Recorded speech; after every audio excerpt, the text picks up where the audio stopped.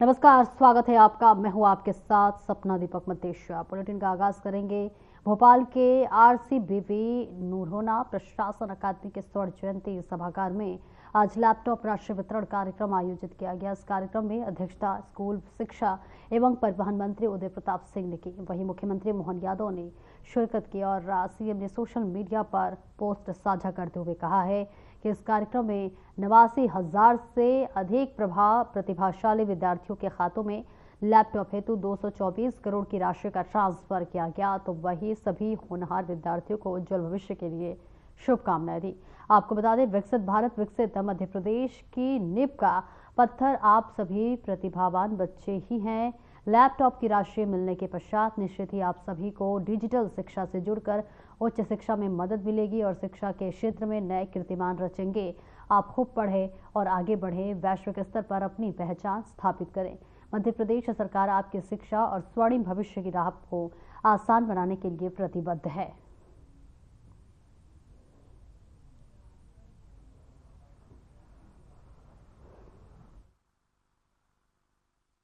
ये बाबूपाल की एक हत्या हुई है। इनका कुछ विवाद हो रहा था पहले, उसी बात पे से लेकर कल नरेश शेवरे जो सरपंच प्रतिनिधि हैं, सरपंच जो हैं, इनने इनके भाइयों ने उनके साथियों ने मिलकर लाठी डंडे से मार पीट कर उसकी मारना सन्न कर दिया। ग्वालियर ले गए, लेकिन अस्पताल में उसकी मृत्यु हो गई।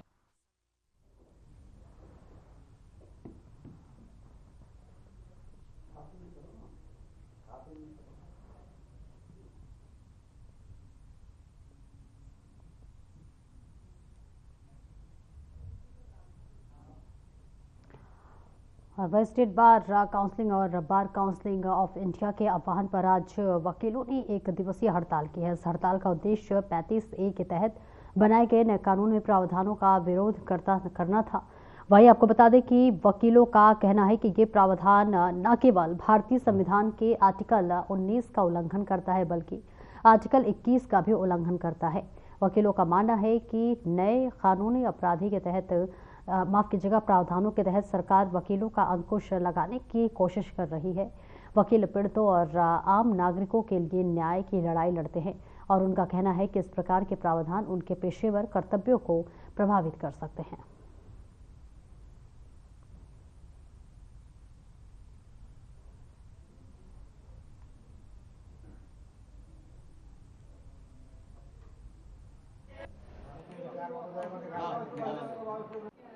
पैंतीस ए एक ये कानून बनाया गया है जो वकीलों के खिलाफ है और वकीलों की स्वतंत्रता को हनन किया जा रहा है। संविधान अनुच्छेद 21 के प्रावधानों के विपरीत है और इसमें वकीलों को भय दिखा करके और उनको कब्जे में किया जा रहा है। इस प्रकार से वकीलों की स्वतंत्रता का हनन हो रहा है और वकील अपना व्यक्तिगत विचार प्रकट न करे, अपनी मांग न स्वीकार करे कि हम फलाना चाहते हैं, ये मांगे। माने वकील एक जनता के लिए लड़ाई लड़ रहा है, उसको न्याय दिलाने में एक अहम भूमिका निभा रहा है, उसको भी उस पर भी प्रतिबंध लगाया जा रहा है। यानी एक अहम हिस्सा होते हुए न्याय प्रणाली का, मगर उस पर ऐसा अंकुश लगाया जा रहा है कि एक अपने कब्जे में लिए जा रहे हैं कि जो हम चाहेंगे वही होगा, आप बिना हमारे नहीं। एक भय दिखाया जा रहा है। ये ज्ञापन दिया है। ज्ञापन में ये सारी बातें हमने लिखी हैं वकीलों की, और वकीलों के ये विपरीत है कानून, काला कानून है। इसको सरकार वापस ले और हम यही चाहते हैं कि हम देश के लिए जो काम कर रहे हैं, हमारे ऊपर कोई प्रतिबंध न लगाया जाए। आज ऑल इंडिया बार काउंसिल एवं स्टेट बार काउंसिल के आह्वान पर जिला अभिभाषक संघ दतिया द्वारा यह हड़ताल की जा रही है। जो केंद्र सरकार द्वारा काला कानून लाया गया है वकीलों के अनित के लिए, उस पर हम लोग हड़ताल पर हैं और आज हम पूरे दिन स्ट्राइक पर रहेंगे। और खबर अशोकनगर जिले के ईसागढ़ थाने के अंतर्गत का है, जहां पर बीते 29 जनवरी से एक वृद्ध महिला गायब है और उसका पति और अन्य परिजन महिला की तलाश में दर दर भटक रहे हैं। इस मामले में ईसागढ़ थाने में गुमशुदगी को प्रकरण भी दर्ज है, लेकिन महिला का कोई भी अता पता नहीं चला। वृद्ध के मुताबिक पत्नी के नाम 15 बीघा जमीन के चलते उसे गायब किया गया है और इस मामले में वृद्ध कलेक्टर और एसपी के पास भी गुहार लगा चुका है, लेकिन फिर भी उनकी पत्नी का कोई भी सुराग नहीं लग पाया है।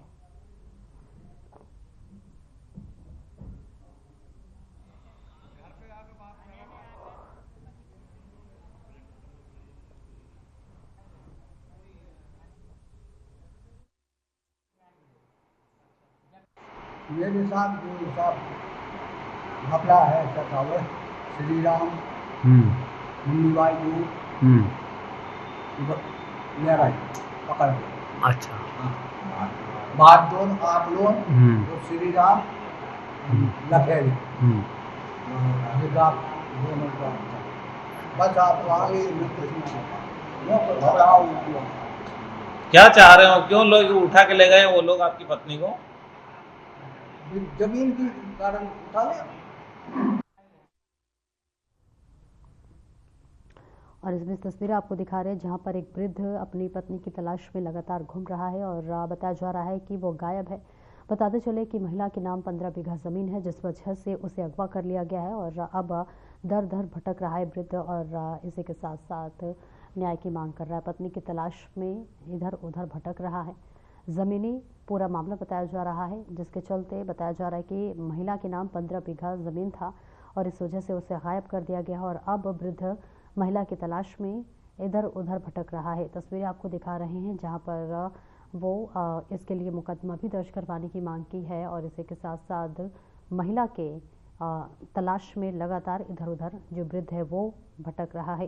पूरा मामला जमीनी विवाद का बताया जा रहा है, जहां पर 15 बीघा ज़मीन को लेकर ये बात बताई जा रही है, जहां पर महिला के नाम 15 बीघा ज़मीन था, जिस वजह से उसे अगवा कर लिया गया है। किसने किया है और इसके पीछे किसका हाथ है, इसके लिए लगातार पुलिस भी देखिए पता लगाने की कोशिश कर रही है। लेकिन इस बीच वृद्ध परेशान है, हैरान है कि आखिरकार उसकी पत्नी कहां चली गई और अब लगातार वृद्ध उस महिला की तलाश में इधर उधर भटक रहा है और इसके लिए अब न्याय की गुहार भी लगा रहा है। तस्वीरें आपको दिखा रहे हैं, पत्नी की तलाश में वृद्ध जो है वो भटक रहा है उधर उधर।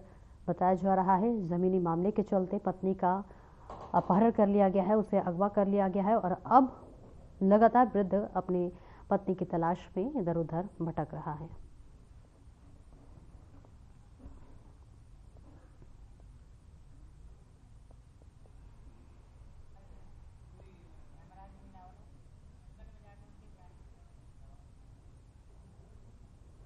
और ग्वालियर लोकायुक्त टीम ने एक बड़ी कार्रवाई की है। उन्होंने पटवारी दिग्विजय सिंह को 23,000 रुपए की रिश्वत लेते हुए रंगे हाथों गिरफ्तार किया है।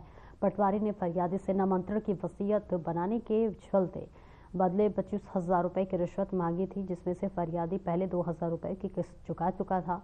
और इस बीच फरियादी ने बताया है कि पटवारी बार बार उसे परेशान कर रहा था, जिस कारण उसने ग्वालियर लोकायुक्त टीम से शिकायत की थी। लोकायुक्त टीम ने कार्रवाई करते हुए पटवारी को 23,000 रुपए की रिश्वत लेते हुए रंगे हाथ पकड़ लिया है और मामले की जांच शुरू कर दी है।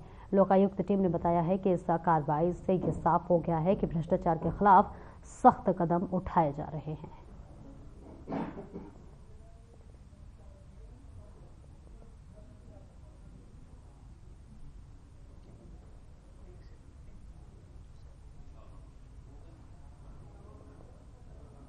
दतिया जिले के एक हत्या का मामला सामने आया है, जहां पर गोराघाट थाना अंतर्गत एक पुराने विवाद को लेकर दतिया के बड़ौद कलाश ग्राम में एक युवक की लाठी डंडों से पीट कर हत्या कर दी गई। इस मामले में हत्या का आरोप सरपंच प्रतिनिधि नरेश शिवहरे, उसके भाई और एक अन्य व्यक्ति पर लगा है।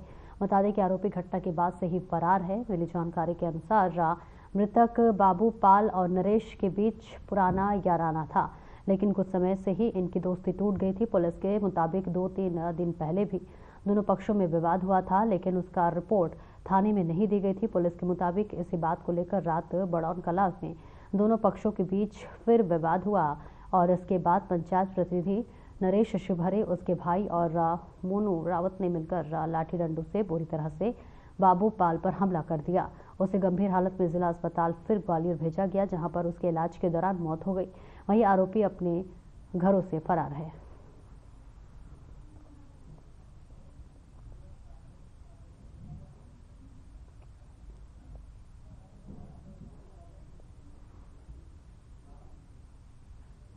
और खबर खुरई से है, जहां पर राहतगढ़ रोड पर एचपी पेट्रोल पंप के सामने निशु फन कैंप लिमिटेड पर नामक चिटफंड कंपनी का ऑफिस था, जहां एजेंट हर्षित तिवारी और विनय यादव महिला को नए लोन देने का झांसा देते थे। महिलाओं से 2500 से 4,000 रुपए तक की राशि जमा करवाई गई और दूसरे दिन उनके खातों में पैसे जमा करने का वादा किया गया, लेकिन जब महिलाएं दूसरे दिन ऑफिस गई तो उन्होंने पाया कि कंपनी का ऑफिस बंद था और एजेंटों के मोबाइल नंबर भी बंद किए थे।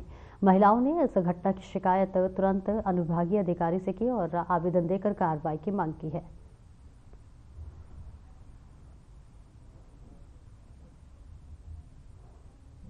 हम लोगों को बुलवाया ऑफिस में और ऑफिस में बुलवाने के लिए लोन फीस बीमा फीस कोई से 3,000 रुपये लिए, कोई से 4,000 लिए, कोई से 3,000, कोई से 2,500, कोई से 2,800। ऐसे हम लोगों को 25 जनों से पैसे ले लिए हैं और कहने लगे हम गुरुवार को 4 बजे मीटिंग लेने आएंगे, आपकी फ़ोटो खींचेंगे, घर की फ़ोटो खींचेंगे। उन्होंने आज की कल की बोला था गुरुवार को, शुक्रवार को बोल रहे 10 बजे पैसे डल जाएंगे। और एक सर का नाम है विनय यादव, एक का हर्ष यादव, उनका नंबर है हमारे पास से। और 2 दिन से ऑफिस में ताला डला है, ना कोई कॉलिंग हो रही ना कोई बात हो रही। क्या नाम है कंपनी का? ईशू कंपनी। हमारे यहाँ पे ये घटना हुई है कि माने 2 सर आए हमारे यहाँ पे, 2 सर लोग आए। तो माने पहली बार आया एक सर, तो वो मीटिंग लेने गया, मीटिंग लेके हम लोगों को फॉर्म ले गया, माने आधार कार्ड, परिचय पत्र, वोटर ID सब और खाता नंबर और फोटो, ये सब ले गए। फिर हमें दूसरी बार बुलाया वहाँ पे ऑफिस। दूसरी बार आए तो कागज ले गए, दूसरी बार आए तो कागज ले गए। पहले मीटिंग लेने आए, फिर कागज ले गए। फिर कागज ले जाने के बाद फिर हमको ऑफिस बुलाया, फॉर्म भरे हम लोगों के फॉर्म भरे वहाँ पे। तो साथ में हमारे पति लोग भी गए, फिर हमें साथ में हमारे पति लोग गए। पति लोगों को बुलाया साइन कराने के लिए, पति लोगों को बुलाया तो फिर हम लोग के फार्म फिर वहाँ पे दोबारा भरे गए, फार्म भरे गए, रसीदी कार्ड लगाया गया, टिकट। तो वे माने टिकट लगा के फिर दूसरे सर ने अंदर बुलाया, दूसरे वाले भी। तो गेट बंद किया उसने, गेट बंद करने के बाद हम लोगों के फिंगर लगवाए उसने। फिंगर लगवाने के बाद फिर उसने हमसे फीस, लोन फीस, बीमा फीस मंगाई। किसी से मंगाया 3,000 रुपये, किसी से मंगाया 2,500 रुपये। तो इतना हम लोगों का। और छत्तीसगढ़ में धर्मांतरण को लेकर NGO साय सरकार ने निशाने पर आ गए हैं। आपको बता दें, मुख्यमंत्री विष्णुदेव साय ने अधिकारियों को राज्य में विदेशी फंड प्राप्त करने वाले NGO की जांच करने के निर्देश दिए हैं, जिससे कि ये सुनिश्चित किया जा सके कि इस तरह की सहायता का उपयोग धर्मांतरण सहित अवैध गतिविधियों में नहीं किया जा रहा है। साथ ही कहा कि धर्मांतरण जैसी अवैध गतिविधियों में लिप्त पाए जाने वाले किसी भी संगठन के खिलाफ सख्त कार्रवाई की।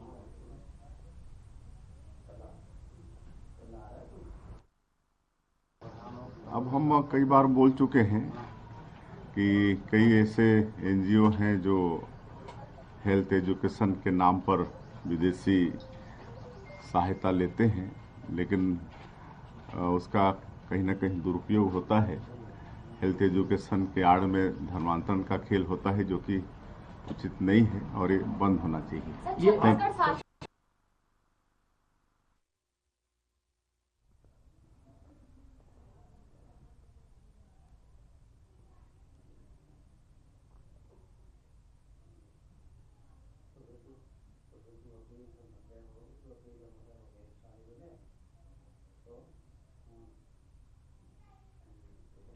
और इस बीच तस्वीरें आपको दिखा रहे हैं जहां पर संगठन के खिलाफ सख्त कार्रवाई को लेकर अब मुख्यमंत्री जो है वो सजग नजर आ रहे हैं। और देखिए, साय सरकार के निशाने पर NGO आ गया है और इस NGO में किस तरह से काम हो रहा है और क्या कुछ गलत हो रहा है, इस पर मुख्यमंत्री की नज़र है, जिस पर उन्होंने अब कई निर्देश दिए हैं। और इसी के साथ साथ उन्होंने अब एक चेतावनी भी दी है कि सही तरीके से काम नहीं किया जाएगा तो इसके खिलाफ कार्रवाई की जाएगी। संगठन के खिलाफ कार्रवाई को लेकर अब मुख्यमंत्री लगातार सजग होते हुए नजर आ रहे हैं, जिसके लिए अब तस्वीरें आपको दिखा रहे हैं। संगठन के खिलाफ अब मुख्यमंत्री साय ने बड़ी कार्रवाई करते हुए नजर आ रहे हैं, जिसके बाद उन्होंने कहा है कि अगर इस NGO में किसी तरह की कोई भी अवैध गतिविधि पाई जाती है तो अब इसके खिलाफ बड़ी और कड़ी कार्रवाई की जाएगी। NGO अब साय सरकार के निशाने पर है, जिसमें तमाम NGO को लेकर अब मुख्यमंत्री सजग होते हुए नजर आ रहे हैं और किसी भी तरह की अवैध गतिविधियों को अंजाम देने पर मुख्यमंत्री कार्रवाई करते हुए नजर आएंगे।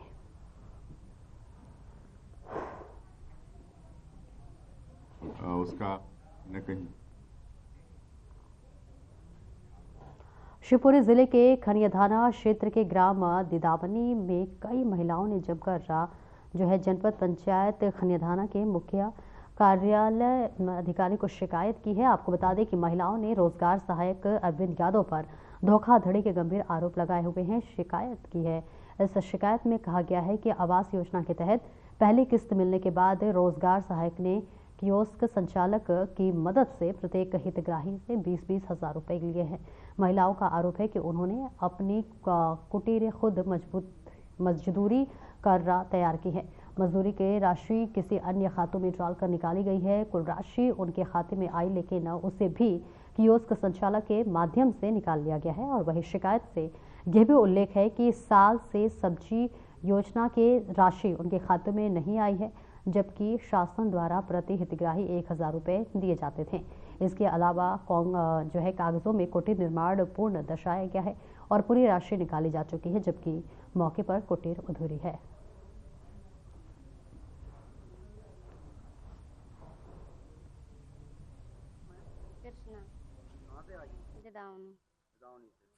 ये जो सीओ साहब को एक आवेदन दिया है, क्या पूरा आवेदन दिया है?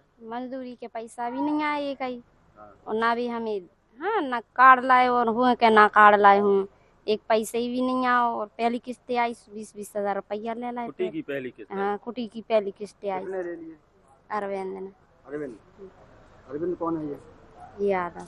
अरविंद नहीं, कौन है? छोटा सेक्रेटरी बड़ा? बड़ा। रामकली। कहाँ की हो? दिदावनी की। जनपद में आई हो शपथ पत्र आवेदन लेके, क्या पूरा मामला है? जो मामला है कि पैसा नहीं आए हमारे। काय के पैसे नहीं आए?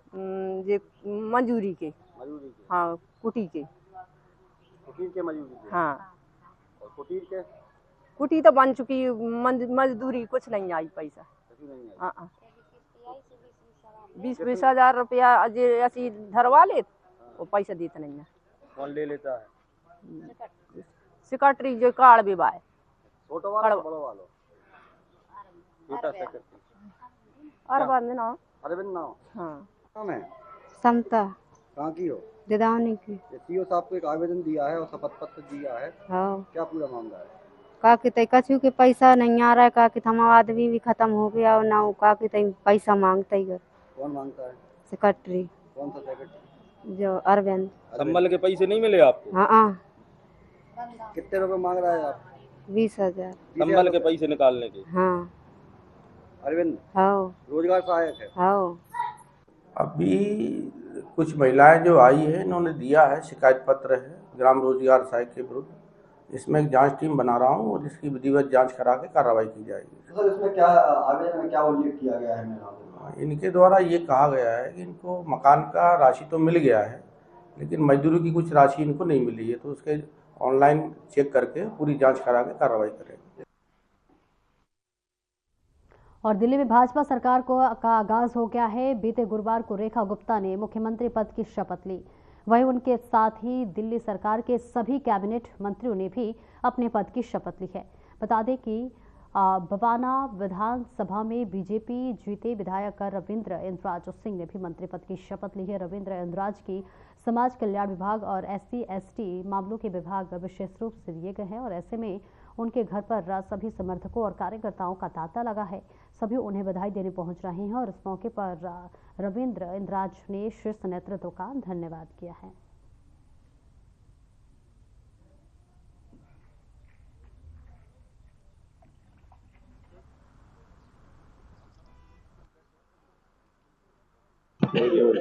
रविंद्र जी, आपको रेखा सरकार में मंत्रालय दिया गया है और खास तौर से जो मंत्रालय दिया गया है, चाहे श्रम हो या फिर अन्य मंत्रालय है, किस तरीके से आप शीर्ष नेतृत्व का धन्यवाद? शीर्ष नेतृत्व का तो धन्यवाद बारंबार करते हैं हम, क्योंकि जिस विचारधारा और संस्कार के साथ हम आगे बढ़ रहे हैं और पूरे देश के अंदर भगवा सरकार है, ये आप सब जानते भी हैं और पहले दिन से भी कार्य शुरू कर दिया। कल ही हमने आयुष्मान भारत योजना का जो एक वादा किया था उसको पूरा करने के लिए कल ही एक कोर कमेटी की बैठक बुला के मंत्रिमंडल की उसको पास किया है।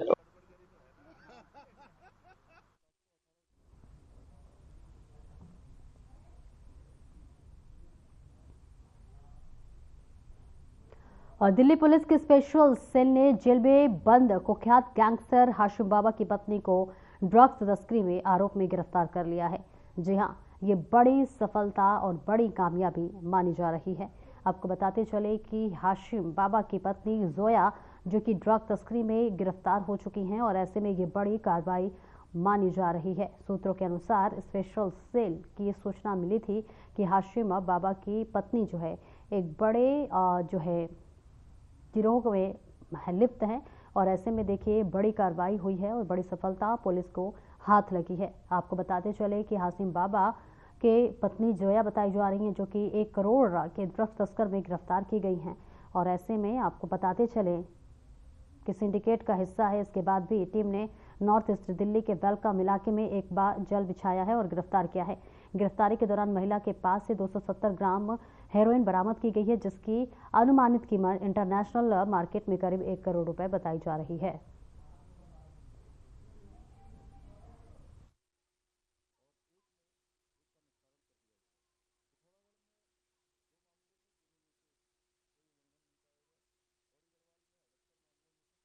तो इस बीच तस्वीरें आपको दिखा रहे हैं जहां पर हाशिम बाबा की पत्नी बताई जा रही है जोया जो कि 1 करोड़ ड्रग्स के मामले में अब गिरफ्तार हो चुकी है और ऐसे में ये इनकी तीसरी पत्नी है और अब ये पुलिस की बड़ी कार्रवाई हुई है। बड़ा एक तरह से कहे तो खुलासा हुआ है। महिला के पास से 270 ग्राम जो है बरामद किया गया है। हिरासत में हाशिम बाबा की पत्नी है, तीसरी पत्नी बताई जा रही हैं, जोया नाम है इनका और 1 करोड़ ड्रग्स के मामले में अब इनकी गिरफ्तारी कर ली गई है।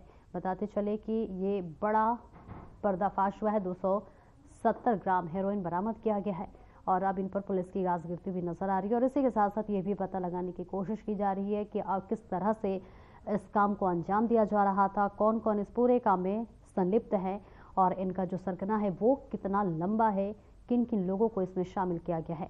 फिलहाल ये बड़ी सफलता, बड़ी कामयाबी मानी जा रही है जो कि बड़ा खुलासा हुआ है। हाशिम बाबा की पत्नी जोया जो कि 1 करोड़ ड्रग्स के मामले में गिरफ्तार हो चुकी हैं, उनके पास से 270 ग्राम जो है हेरोइन बरामद किया गया है।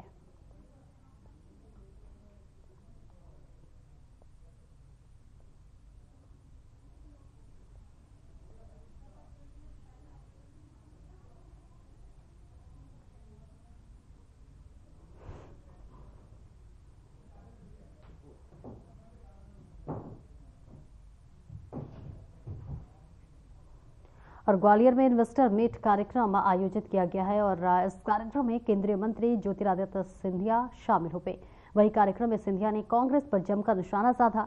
सिंधिया ने कहा कि आज ग्वालियर, रीवा, जबलपुर और खजुराहो में इन्वेस्टर्स मीट हो रहा है और भोपाल में ग्लोबल इन्वेस्टर और आयोजित हो रहा है। ऐसे समय में यदि किसी दल की नकारात्मक प्रवृत्ति सामने आती है तो वह इन घटनाओं का स्वागत नहीं करता है, तो वही उसकी स्थिति भी उसी पार्टी की तरह होगी जो विकास और समृद्धि के रास्ते में रुकावट डालने का काम करती है। कांग्रेस को अपनी पुरानी नकारात्मक राजनीति छोड़कर देश और राज्य के विकास में सकारात्मक भूमिका निभाना चाहिए।